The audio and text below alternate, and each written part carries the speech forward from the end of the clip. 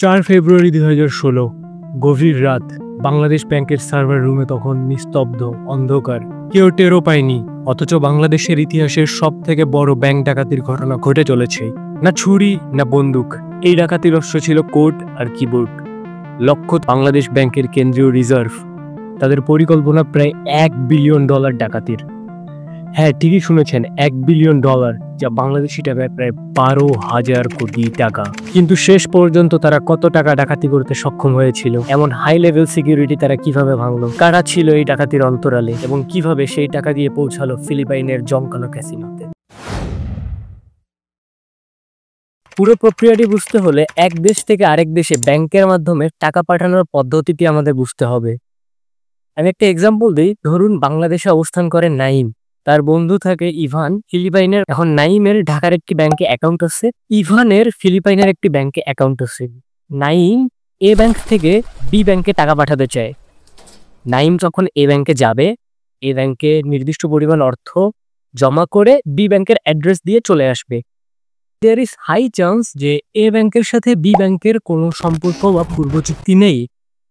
এই ক্ষেত্রে এ ব্যাংক তখন লক্ষ্য করলো নিউ ইয়র্কে থাকা আরেকটি ব্যাংক যার সাথে আমাদের এ ব্যাংক ও ফিলিপাইনের বি ব্যাংক উভয়েরই সম্পর্ক বা চুক্তি রয়েছে। তখন বাংলাদেশের এ ব্যাংক আমেরিকার সি ব্যাংককে একটি মেসেজ পাঠায় যে আমার বি ব্যাংক নামে একটি ফিলিপাইনের ব্যাংকে টাকা পাঠাইতে হবে, আপনি টাকাটা এখন পাঠায় দেন, আমি পরে আপনাকে শোধ করে দিব। এরকম মেসেজ যখন সি ব্যাংক পায়, পূর্ব চুক্তি অনুযায়ী বি ব্যাংকে $1,00,000 পাঠিয়ে দেয়। তো এইভাবে নাইম এ ব্যাংক থেকে বি ব্যাংকে টাকা ঠিকই পাঠালো, কিন্তু দুটো ব্যাংক আরেকটি থার্ড পার্টি ব্যাংকের সাথে ইন্টারকানেক্ট হয়ে দেন টাকাটা এক দেশ থেকে আরেক দেশে চায় বেশিরভাগ সময়। পুরো প্রক্রিয়ায় এ ব্যাংক থেকে সি ব্যাংকে মেসেজ পাঠানোর বিষয়টা অতি গুরুত্বপূর্ণ। আমরা যেমন মেসেজ পাঠানোর জন্য মেসেঞ্জার, হোয়াটসঅ্যাপ, টেলিগ্রাম ইত্যাদি ব্যবহার করে থাকি, ব্যাংক বা অর্থনৈতিক প্রতিষ্ঠানগুলো এরকম মেসেজ আদান প্রদান করার জন্য একটি system, society for world wide interbank financial telecommunication বা সংক্ষেপে সুইফট ব্যবহার করে থাকে। এটি মূলত এক ব্যাংক থেকে আরেক ব্যাংকে অর্থ স্থানান্তর করার নির্দেশ পাঠানোর একটি গ্লোবাল মেসেজিং সিস্টেম, যা কিনা হোয়াটসঅ্যাপের থেকে অনেক বেশি সিকিউর এবং বিভিন্ন ধরনের ভেরি সেন্সিটিভ ইনফরমেশন শেয়ার করার জন্য ডিজাইন করা। বর্তমানে প্রায় 200টিরও বেশি দেশে প্রায় 11,000 ব্যাংক এই সিস্টেম ব্যবহার করে থাকে এবং এর মাধ্যমে প্রতিদিন প্রায় 44 মিলিয়ন বার্তা আদান প্রদান করা হয়। আপনি যদি পুরো প্রক্রিয়াটি বুঝে থাকেন এবং নিজেকে হ্যাকারের জায়গায় রেখে চিন্তা করেন, আপনি নিশ্চয়ই চাইবেন একটি ব্যাংকের সুইফট সিস্টেম হ্যাক করতে। প্ল্যানটা খুব সাধারণ। আপনি একটি ব্যাংকের সুইফট সিস্টেম হ্যাক করবেন, সেকেন্ড ব্যাংকে মেসেজ পাঠাবেন থার্ড ব্যাংকের টাকা পাঠানোর জন্য। সেকেন্ড ব্যাংক আপনার মেসেজ পাওয়া মাত্র থার্ড ব্যাংকে টাকা পাঠিয়ে দিবে। আমি যদি পূর্বের উদাহরণটি টেনে বলি, সাপোজ আপনি আপনার বন্ধুকে ডাকাতি করে টাকা পাঠাতে চান। আপনি এ ব্যাংকের সুইফট সিস্টেম হ্যাক করবেন, আপনি সি ব্যাংকে মেসেজ পাঠাবেন বি ব্যাংকে টাকা পাঠানোর জন্য। সি ব্যাংক আপনার মেসেজ পাওয়া মাত্র বি ব্যাংকে টাকা পাঠিয়ে দিবে। অর্থাৎ আপনি কোনো টাকা পে না করেও আপনার বন্ধুকে $1,00,000 পাঠাতে সক্ষম হয়েছেন। কংগ্রাচুলেশনস। আর এক্স্যাক্টলি এই প্রক্রিয়াতেই বাংলাদেশ ব্যাংকের সুইফট সিস্টেম থেকে আমেরিকার একটি ব্যাংককে প্রায় $1 বিলিয়ন ভুয়া বার্তা পাঠানো হয়। কিন্তু সুইফট তো অনেক সিকিউর একটি নেটওয়ার্ক, তাহলে হ্যাকাররা কিভাবে এটি হ্যাক করতে সক্ষম হয়েছিল? দ্য ট্রুথ ইজ, হ্যাকাররা কখনো সুইফট সিস্টেম হ্যাক করেইনি। সুইফট ছিল নিজে নিরাপদ, কিন্তু যেই কম্পিউটারগুলো থেকে সুইফটে মেসেজ করা হয়, হ্যাকাররা সেই কম্পিউটারগুলোরই নিয়ন্ত্রণ নিয়ে নিয়েছিল। 2015 সালের শুরুর দিকে বাংলাদেশ ব্যাংকের কিছু কর্মীকে টার্গেট করে কিছু স্পিয়ার ফিশিং ইমেল পাঠানো হয়। স্পিয়ার ফিশিং ইমেলগুলো দেখতে খুব সাধারণ ইমেলের মতো মনে হলেও এগুলোর সাথে এমন কিছু ফাইল অ্যাটাচ থাকে যেগুলো একবার ওপেন করলে সিস্টেমের মধ্যে ভাইরাস ঢুকে পড়ে।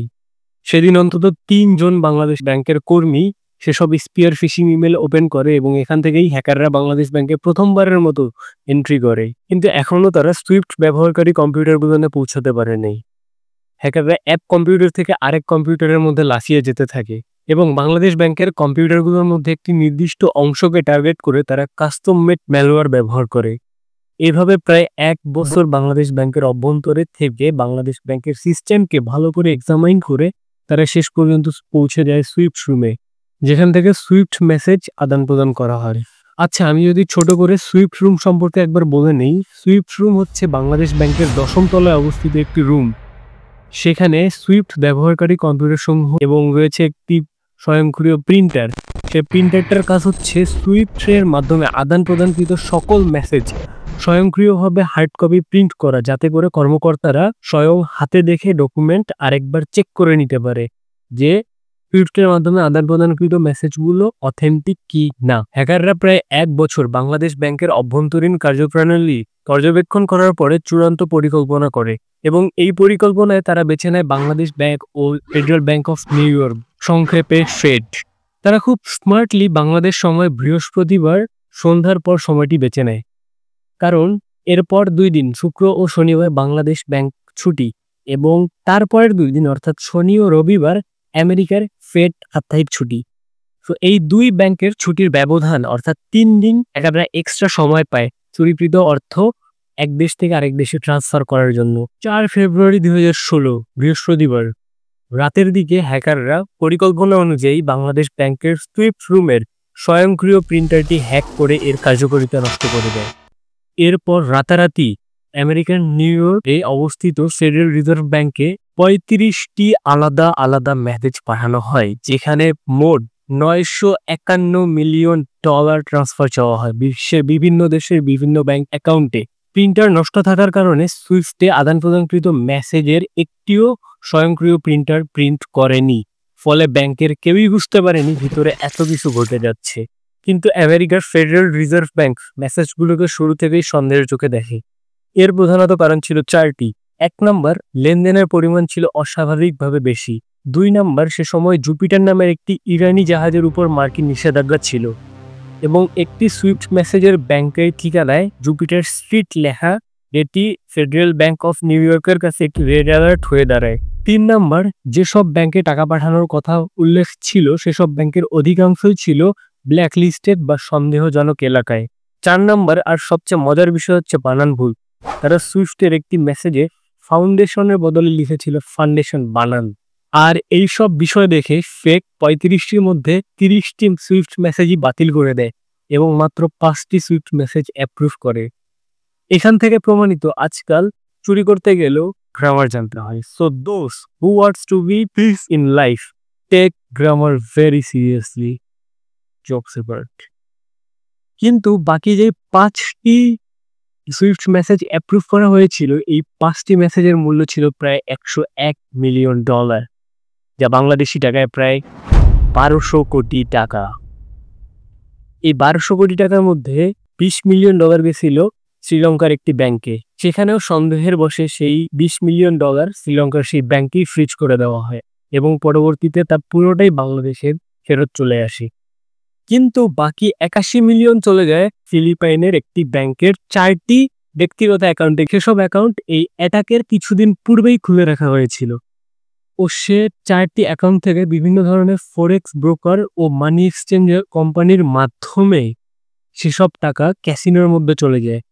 আর সে সময় ফিলিপাইনের ক্যাসিনোগুলো মানি লন্ডারিং আইনের আওতার বাহিরে ছিল। ঠিক এ কারণেই হ্যাকাররা সেই ব্যাংকটিকে টার্গেট করে সেখানে টাকা পাঠায়, যা পুরোপুরি নজরদারির বাইরে।